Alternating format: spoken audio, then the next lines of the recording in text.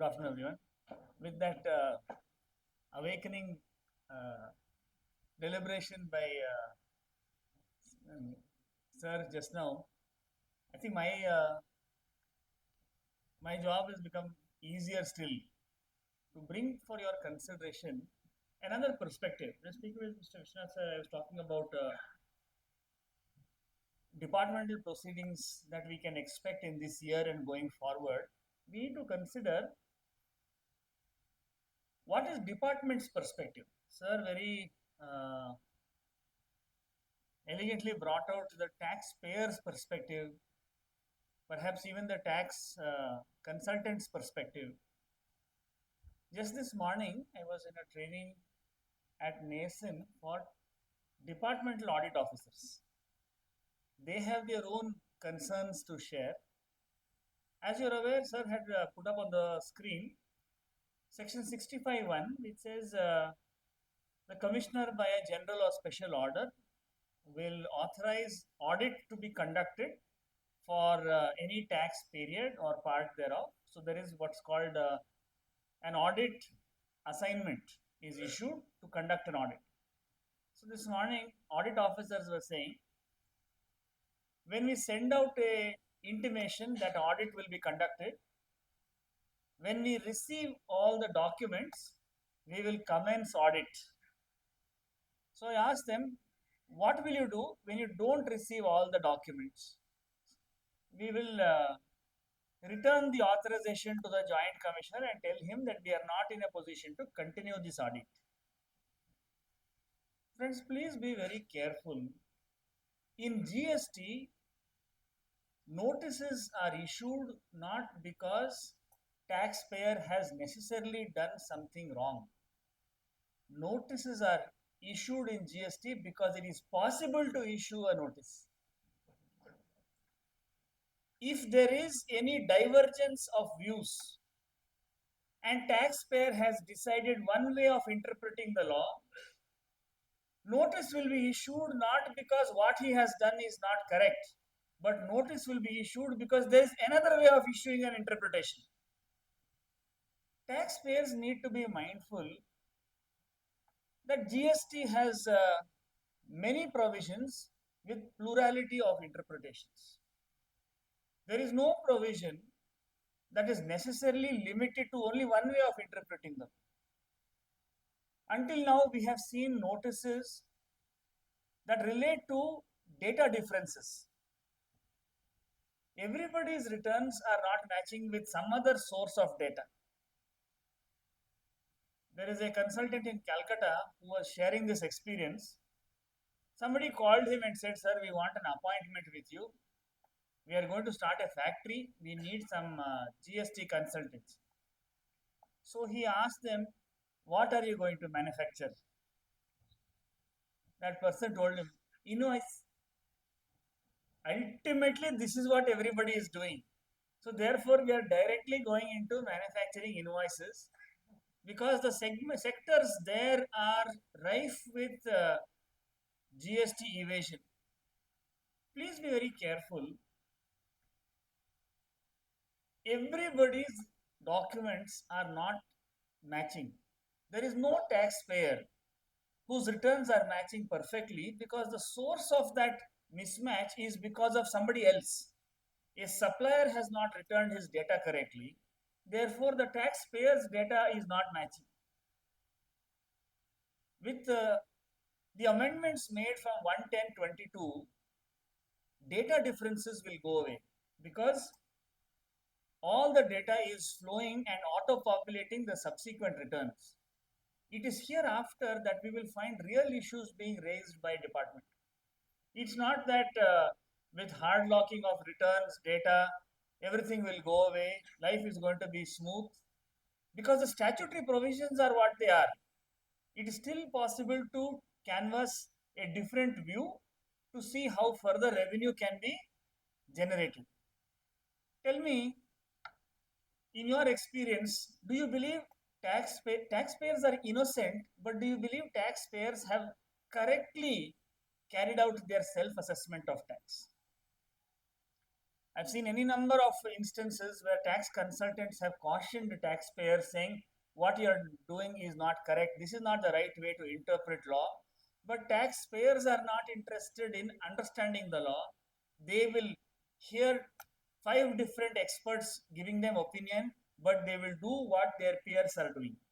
Everybody is paying 12%. You are only telling me to pay 18%. So this consultant who told his client, I am organizing a seminar through our Bangalore chapter. I want you to please come and attend because you will understand a lot about where you are going wrong in interpreting GST provisions for your business. He said, sir, I have no confusion in GST, sir. If you have confusion, you go attend seminar.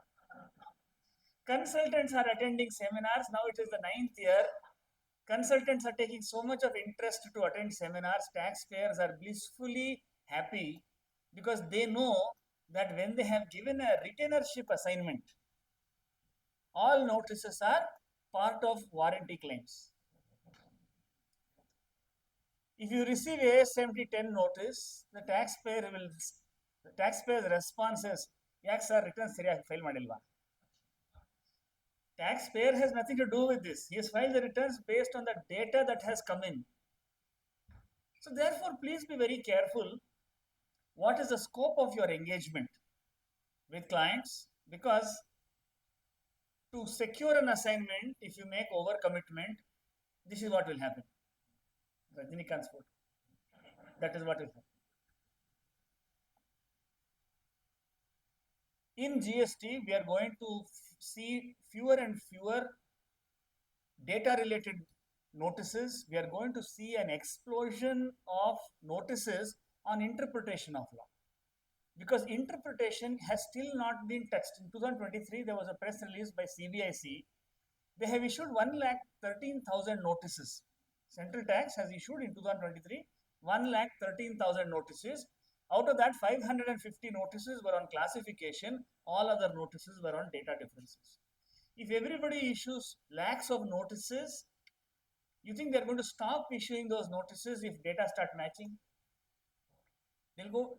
Their responsibility is to find newer issues to see where notices can still be issued, to identify what additional revenues can be generated.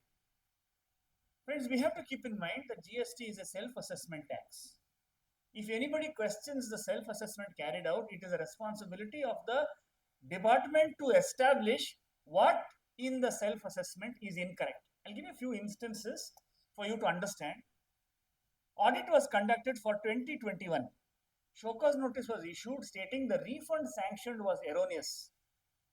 Assessee filed a reply stating that 2021 audit, when it is authorized to be conducted, you cannot verify refunds relating to 2021 because those refunds were sanctioned in 22-23 for which you don't have authorization. The demand was dropped. Another instance, show cause notice is issued stating that the assessee is a goods transport agency. They have some other income in their financials and the department issued show cause notice demanding 18% tax on this other income. Assessee promptly did not receive the notice, so an ex parte order was passed.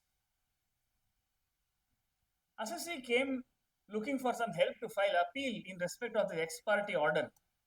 He said, can something be done about this order? He said, do you want to pay this demand? So the client asked, sir, you tell me whether I should pay this tax or not. I told him, that decision you have to make. The decision to pay the tax or not is always the taxpayer's decision to make because taxpayer makes a decision on cost benefit analysis. Who can understand the cost benefit analysis better than a room full of cost accountants? He will decide what is the demand, what is the duration of the demand for resolution, what is the cost during this duration, what is the probability of favorable outcome, what is the increasing interest burden on this, and he will make a decision to pay or not. In this case, the demand was very substantial, so he said, sir, tax kattakke kaasilla. When the taxpayer does not have money to pay the demand, I have clarity in my mind because this is a potential assignment. So he said, I don't have money to pay the tax. My next obvious question was, do you at least have enough money to pay my fees? That is very important. So he said, first you pay the fees. Collected the fees in advance. Ex parte order, filed appeal. Appeal had few short grounds, nothing very elaborate. Revenue has admitted that the assessee is a goods transport agency. There is no classification of 18% applicable to a goods transport agency, hence the demand may be set aside. Went for the hearing. Appellate authority said, correct what you're saying. Once you say it is GTA, how there can be 18%? It has to be either 5 or 12. There cannot be any 18% tax. Correct. So he said, then you bring all the books of accounts, I will verify again. So he said, appellate authority is not adjudicating authority of higher rank. You cannot restart the audit. Audit has already been completed. Your role is only to decide whether this order is correct or not. ಏನ್ರಿ ಹಿಂಗ್ ಹೇಳ್ತೀರಾ GST ಇನ್ಮೇಲೆ ಹೀಗೆ unless the show cause notice is correctly drafted and issued, nothing can be done about that demand subsequently. Supreme Court decision in CC Bangalore versus Brindavan Beverages, Supreme Court said in 213-80-487, show cause notice lays down the boundaries of the dispute. Nothing in that show cause notice can be refined, improved, modified until it reaches Supreme Court.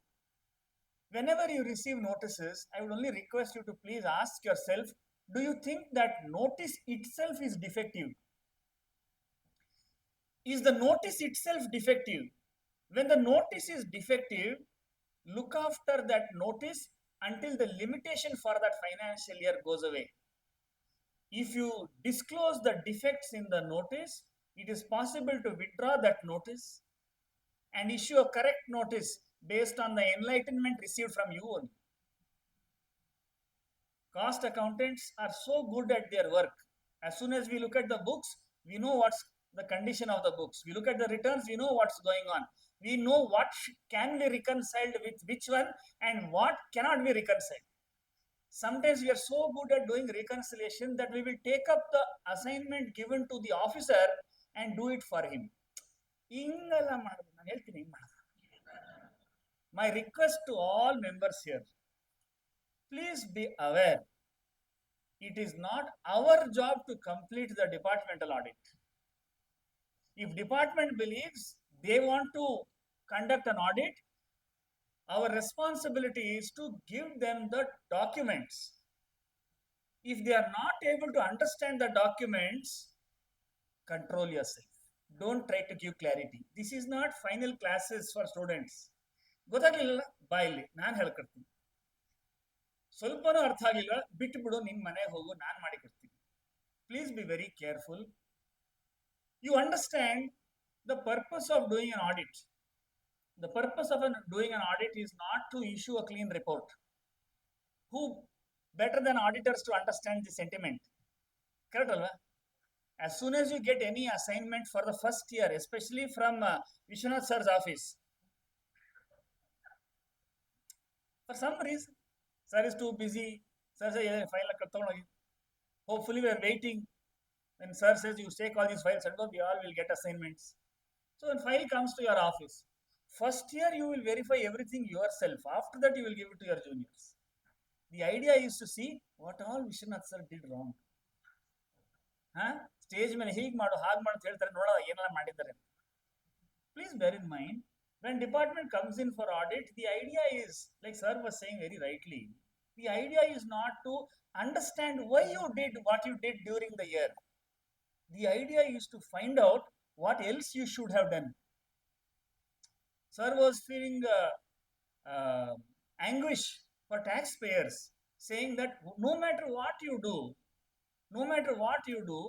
there is something that is not to their satisfaction, and until something is reached, the audit exercise will keep continuing till they find something that is sizable as an observation. It's important to bear in mind It's important to bear in mind, government has a certain success rate in all notices issued. What do you think is that success rate? When they issue a notice, what percentage of notices finally are upheld in court and the demand goes into recovery? Finance minister has made a statement in the floor of the parliament to say government has a success rate of 15%, which means every notice there is a 85% chance it is wrong. It is government's own interpretation. Why are we trying to help the officer issue a notice correctly? ಸುಮ್ಮನಿರಕ್ಕಾಗಲ್ಲ, ಆಗಲ್ಲ. ಎಷ್ಟು ಪ್ರಯತ್ನ ಮಾಡಿದ್ರು ಕಂಟ್ರೋಲೇ ಆಗಲ್ಲ. Please bear in mind, 2A 3B is not simplest thing. 2A 3B is not matching. ಏನು ಮಾಡ್ಬೇಕು match ಆಗಿಲ್ಲ? What should be done if it is not matching? Do the reconciliation. So it's on adjudication. During this COVID time, online there was an issue. They were hearing. One young IRS officer from Hyderabad was conducting the hearing. He said, your 2A is not matching 3B. Sir, nobody's 2A is matching with 3B. Hello, sir. I acknowledge the presence of Senior Advocate Shivdas, sir. It's wonderful to be addressing members and in sir's presence. So he said, yes, sir, it is not matching. Others are also not matching. Mine is also not matching. All my purchases are valid. Officer said, you please prepare a reconciliation and submit it. Then I will verify if I can accept your reconciliation and drop this demand. Said this notice is a case being made out by department. You do the reconciliation, give it to me, sir. I will see if I agree with it and pay the liability or I will dispute this liability. It has been 2.5 years. I have not heard from that officer. Friend, I'm telling you, this law is very different from the way matters were being handled in the earlier tax regime. VAT more than central excise and service tax, because the extent of what's called rule of law, the extent to which rule of law has been built into GST provision is probably unprecedented.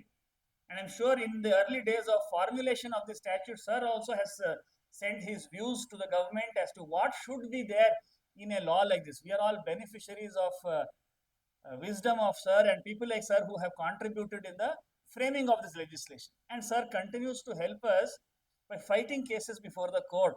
If all this, just now we're talking about 9610, again sir's is leading the charge in the High Court. So therefore, when we identify these things, please be very careful. What is your role?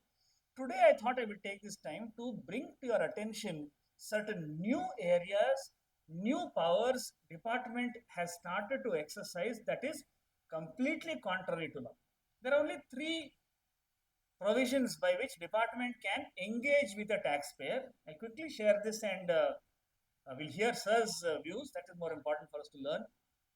Section 61 permits the jurisdictional officer to scrutinize the returns. He cannot do audit. He can only scrutinize the returns. He cannot call for records. He cannot verify the reply given by the taxpayer. No in-person interaction with this officer. Section 67 permits enforcement, vigilance, DGGI to conduct investigation in matters involving evasion of tax. If there is no evasion, there can be no jurisdiction for those officers to interfere with the business of taxpayer. Audit is the third point of engagement. Audit is based on an assignment issued for a specific taxpayer. Statistics in Karnataka is that 6 in 1,000 cases are selected for audit. 0.6% is the ratio. If members here feel that you are being harassed by audit party, then you are all 6 of those cases are your clients only. So therefore, if the probability is so little, please bear in mind that whenever they pick up a case for audit, they want to set an example out of this taxpayer for the entire society. So therefore, it doesn't matter what reconciliation you provide, it doesn't matter what justification you provide, the person is simply not interested in your answers. There are these students, I'm sure in our growing up years, we've seen this.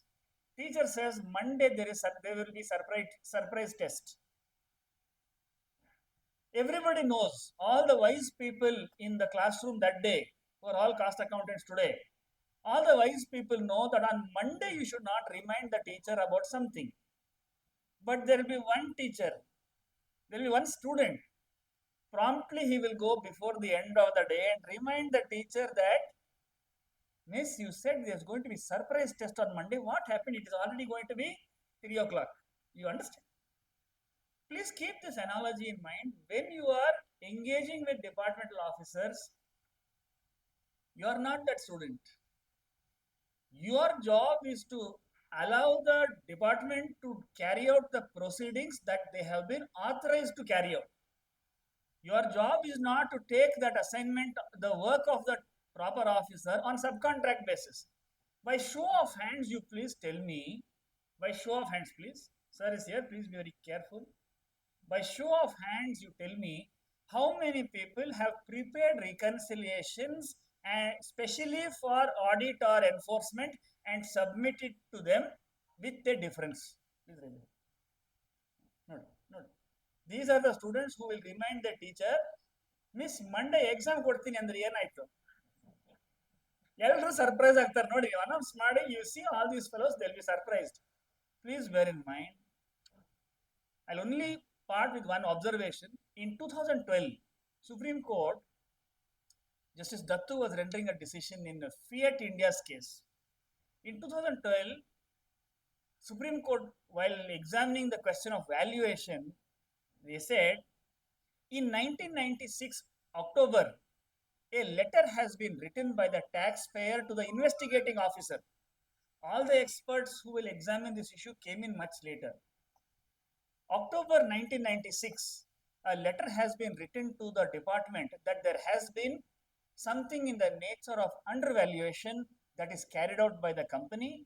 Since such an admission has been made by the taxpayer, we are not in a position to allow and entertain the arguments put forward on the part of the appellant in that case.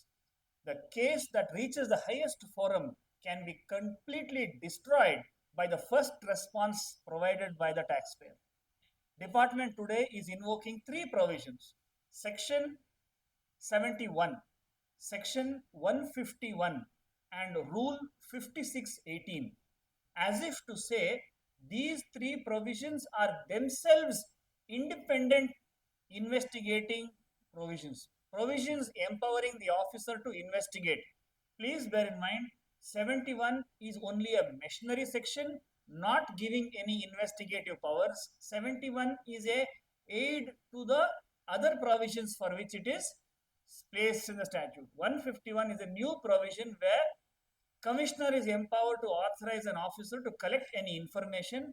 Unless the authorization is disclosed, there is no mandate in law to entertain such as what is called fishing inquiry from the department. Rule 5618 says books of accounts that have to be maintained in a certain order. Rule 5618 says books of accounts must be promptly produced when demanded.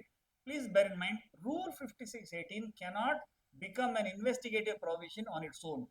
Consider 160 subsection 2. It says whenever any proceeding appears to be less than satisfactory in terms of the compliance with law, it is the duty of the taxpayer not to give a reply. Not to give a reply. Don't give a reply is what section says. Don't give a reply till you ask for explaining the jurisdiction sought to be exercised. Discuss, raise this issue as to the basis on which this inquiry is being conducted. I have seen in my own experience in the last few years, 90% of investigations are unauthorized. 90% of because the officer comes to the taxpayer's premises, calls for certain records, then identifies some mismatch. Have you seen any tax officer come into the taxpayer's premises fully equipped with findings to only validate with the records available in the taxpayer's premises? Please bear in mind, this is the reason why board has issued a circular dated 30th March 2024 deprecating the practice of conducting fishing inquiry, roving inquiry. Don't call for information to find out if there is something wrong. Go into an investigation only based on tangible material, because this law is a self-assessment law. It is a taxpayer who has to assess. But today the situation is taxpayer is hopelessly lacking confidence in the correctness of the self-assessment carried out. We have, in all sincerity, taken consultancy from the best advisors available, determined the tax to be discharged, collected and discharged the tax. If we have faltered in that, then we have to set right ourselves. But if we have not done anything amiss, there is no need to be anxious, because like Sir rightly was saying, it will keep on being examined till something or the other is found. And for something or the other to be found, it need not be a real issue. It can be an issue with a 85% error rate. Even that is sufficient for department to raise this point. So please be very careful. Our response to any departmental inquiry is not a disclosure of our, it is not a justification of what we have done. It's only a disclosure of what information is there. To see if that is acceptable or not is not in our hands. It is for the department to decide what they want to do about it. I wish everyone a wonderful GST day, and that the years ahead will provide us more opportunity to engage with each other and to see how we can understand the contours of this law, to see what is the response that is merited based on the limits to which authority is exercised, is conferred on the proper officer. I thank chapter for inviting me and all of you for participating. Thank you.